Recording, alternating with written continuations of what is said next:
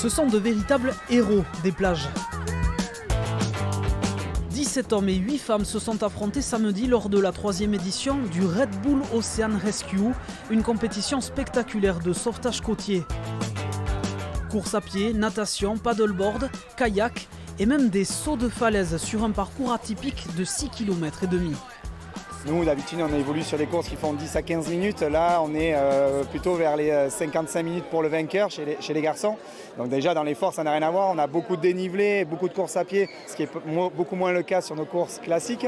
Et puis, il y a 3 sauts qui sont complètement inédits, en tout cas pour nous, sur les compétitions.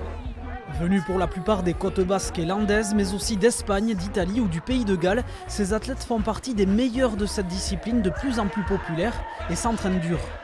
En l'occurrence, moi je suis à 6 jours sur 7, voire 2 fois par jour, donc oui, c'est quand même assez intense, c'est hyper complet, c'est pluridisciplinaire. On retrouve du kayak, de la planche, de la nage, de la course, il faut vraiment être très polyvalent pour faire ce sport-là.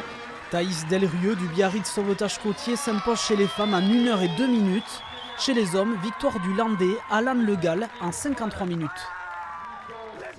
C'est un peu ma spécialité, la course à pied. Je savais que c'était là-dessus que je pouvais faire le break.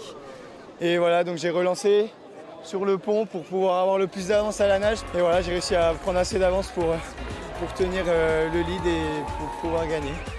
Selon les organisateurs, 8000 spectateurs sont venus applaudir les compétiteurs.